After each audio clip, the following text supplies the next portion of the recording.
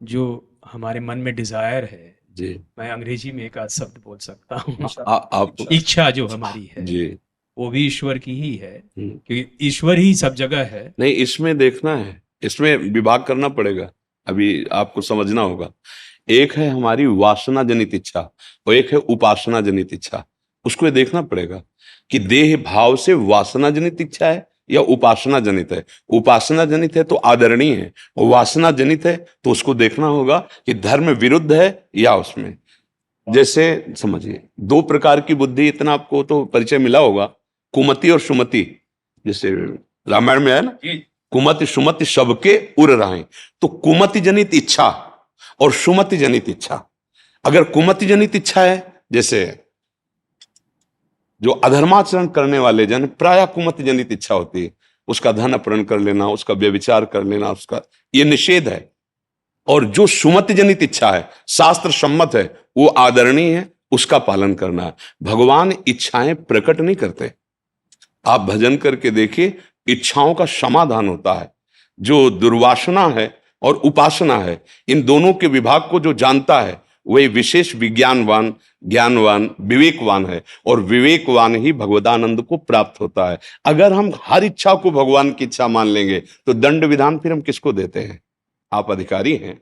उसके अंदर भी तो भगवत इच्छा थी जो व्यभिचार किया, उसके अंदर भी तो भगवत इच्छा थी जो हिंसा की, लेकिन हम उसको कानून के अनुसार पकड़ते हैं, पीटते हैं और दंड देते हैं। क्यों? क्योंकि उसने सुमति का प्रयोग नहीं किया, केवल इच्छा पर आधारित होकर उसने कर्म किया, इसलिए दंड का अधिकारी हुआ। इसलिए पहले इच्छा को हम समझ ले कि इच्छा हमारी दुर्वासना युक्त है, कुमत से प्रेरित, या सुमति शास्त्र सम्मत है। शास्त्र सम्मत है तो बंधनीय है और उसके अनुसार हमें चलना है तो भगवत बल मिलेगा। और अगर शास्त्र विरुद्ध है तो दंडनीय है, हमारा आत्मबल क्षीण हो जाएगा और हम अपने आप जलेंगे, उदास रहेंगे, विषाद युक्त रहेंगे। अब आगे आप बोलिए।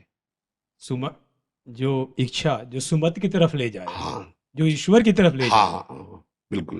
कोई भी इच्छा, हाँ उसको सुमति में बदलना हाँ और जो ईश्वर की तरफ ले जाए उस मार्ग पे चलाना, हाँ। वो भाव जब आने लगे, जी।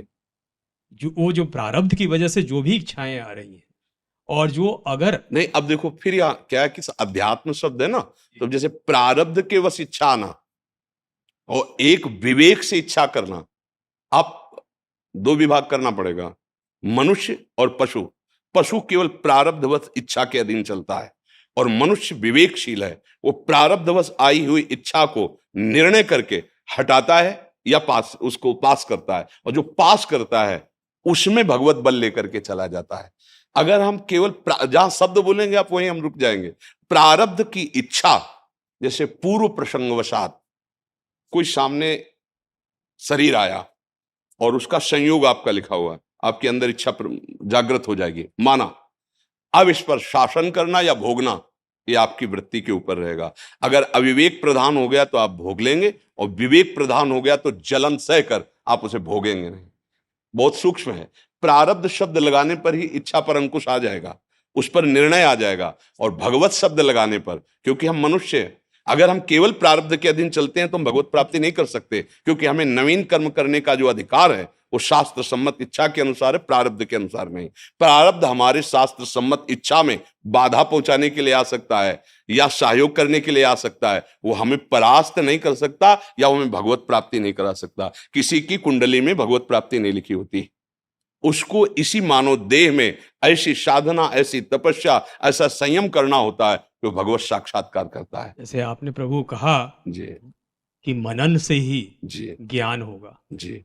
तो ज्ञान आने के लिए मनन करेंगे। जी। इच्छा आ रहा है, उस पे मनन करेंगे। हाँ, बिल्कुल बिल्कुल। मनन करेंगे हाँ कि किधर जा सकता है। हाँ हाँ ज्ञान तो ज्ञान प्राप्त करना पड़ता है हाँ और ईश्वर की तरफ भक्ति करनी पड़ती है। हाँ। उसी ज्ञान की बात को लेकर जी। ये इच्छाओं को जी। किस रूप में बदला जाए, उस जी। पे मनन किया जाए, जी। वो तो धीरे धीरे ही आता है। हाँ, आएगा धीरे धीरे, पर निर्णय तत्काल करना पड़ेगा। निर्णय तत्काल करना पड़ेगा। जैसे हमारे हृदय में बात आई, दोनों बातों को समझना होगा कि भगवत मार्ग में हमें चलना है तो हम शाम तक जिएंगे कि नहीं, कोई भरोसा नहीं ना। हम इसे बहुत लंबा नहीं खींचेंगे, भले हम 1000 वर्ष की आयु बजे जो भी हो, हमें पता नहीं। हम इसे तत्काल के लिए लागू करेंगे। क्योंकि अगर अगला मिनट हमारे जीने का भरोसा होता तो हम इसे धीरे धीरे लंबा सरका के ले जाएंगे, फिर स्थिति प्राप्त करेंगे। बहुत विवेक से समझना, हम शाम तक जिएंगे कि भरोसा नहीं है, और ये शरीर छूट करके मनुष्य शरीर ही मिलेगा, इसका भी कोई निर्णय अपने पास नहीं है। तो हमें क्या करना, अभी वो बात बनानी, अभी, जिससे अभी शरीर छूट जाए पर मुझे भगवत प्राप्ति हो। वो क्या होता है, बिगड़ी जन्म अनेक की, अब वहीं सुधरे आज, पहले स्वीकार करो, हे प्रभु मैं आपका, आज से मेरा जीवन आपके चरणों में समर्पित, एक एक श्वास में नाम जप करूंगा, धर्माचरण करूंगा। ये निश्चय हुआ है आपका, अभी हो नहीं है, इसे निश्चय हुआ, ये निश्चय अभी हुआ, अभी शरीर छूट जाए तो आप भगवत प्राप्त हो जाएंगे। अब आपकी जितनी श्वासें बची, आप प्रयास कर रहे हो भगवत आचरण, भगवत नाम, भगवत लीला गुणानुवाद, अब जितना भी समय होगा वो आपका भगवत में माना जाएगा, भगवत प्राप्ति हो जाएगी। आज हम निश्चय करें, इसके लिए हम कल के लिए नहीं छोड़ें, क्योंकि कल हमारे हाथ में नहीं है। प्रभु अनुभव, जी अनुभव जब आएगा जी। तभी आएगा, अभी वो तो कृपा है उनकी। सुनो सुनो, अनुभव आपका अपने पास है, आप भूल गए उसे। पूरी गीता सुनने के बाद और कुछ नहीं मिला। स्मृति नष्टो मोहा, स्मृति लब्धा तो प्रसादान में अच्युता, हे अच्युत, जो मोह था वो नष्ट हो गया। आप ना शरीर हो और आप ना कोई जीव हो, उसी परमात्मा तत्व का अंश हो, अपने को भूलकर, शरीरों के राग में फंसकर, व्यवहार को सत्य मानकर भूल गए। अब अगर इसको सत्य मानते रहोगे तो अनंत जन्म बीत जाएंगे। बिगड़ी जन्म अनेक की, अब ही सुधरे आज, बस यही स्वीकृति करनी। इसीलिए कहा गया संत समागम बड़ी बड़ी तपस्याओं से भी श्रेष्ठ है, क्योंकि ये जो वृद्धि हमारी अंदर से कि धीरे धीरे, नहीं अभी इसी क्षण मैं प्रभु आपका हूं, आज से जितनी श्वासें मुझे पता नहीं, आपको समर्पित करता हूं। अब कितनी श्वासों में स्मरण कर पाऊंगा ये आपका बल होगा, लेकिन मैं समर्पित आज से आपका हूं। आज से आपका कल्याण शुरू हो गया, आज से मंगल शुरू हो गया। तात स्वर्ग अपवर्ग सुख धरी तुलाए कंग, तुलनताय सकल मिली जो सुख लव सत्संग। ये बात आपको स्वीकार अभी करनी है। पता नहीं हमारी अगली श्वास है कि नहीं, प्यारे अच्छे से निर्णय करके देखो, अगली श्वास का भरोसा नहीं तो मुझे इसी क्षण वो उपाय कर लेना है कि अगली श्वास जाए तो मैं प्रभु को प्राप्त हो जाऊं, किसी साधन बल से नहीं, या गुण साधनते नहीं हुई, तुम्हारी कृपा पाओ कोई कोई। अभी समझ जाओ और समझ के फिर चलो। जैसे आपको हर समय स्मृति कि आप कौन हैं, आपका पद क्या है, आपका कर्तव्य क्या है, पढ़ना नहीं आपको, ऐसे ये स्मृति जागृत हो जाए कि आप वास्तविक कौन हैं। ये अवास्तविक है, वास्तविक नहीं है, न शरीर वास्तविक है न पद वास्तविक है। ये तो केवल सेवा मिली है और ये सेवा पात्र है शरीर, पर आप नहीं है, आप कुछ और हैं। और उसी को स्वीकार कर लीजिए तो स्वीकृति से सारी बात बन जाएगी।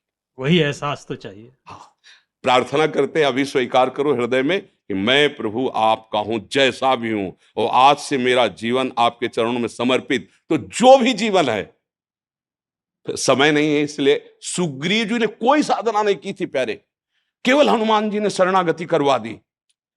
और उसी प्रश्न में जो बाली ने को संशय था कि मैं और सुग्रीव तो एक ही जैसा हूं ना, क्यों भगवान ने इसका पक्ष लेंगे। जब भगवान ने मारा तब यही प्रश्न किया, मैं बैरी सुग्रीव प्यारा, मैं जानता हूं मेरा भाई जैसे आचरण वैसे ही आचरण इसके। आपका कब भजन किया जो आपने इतना पक्ष ले लिया। बोले अभी इसने शरण ले लिया है, मेरे शरणागत का शत्रु मेरा शत्रु, मेरे शरणागत का मित्र मेरा मित्र।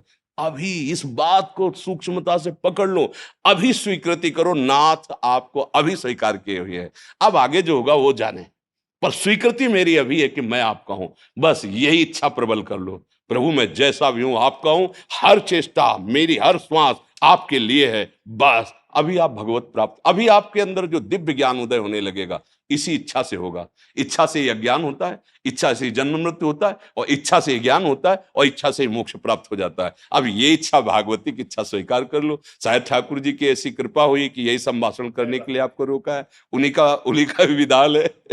पर हमें ये बहुत अच्छा लगा कि आप एक ऐसे पद में होते हुए भी आप अध्यात्म के विषय में इतनी प्रवीणता से बात समझ रहे हैं, मतलब विशेष कृपा आपके ऊपर ठाकुर जी की है।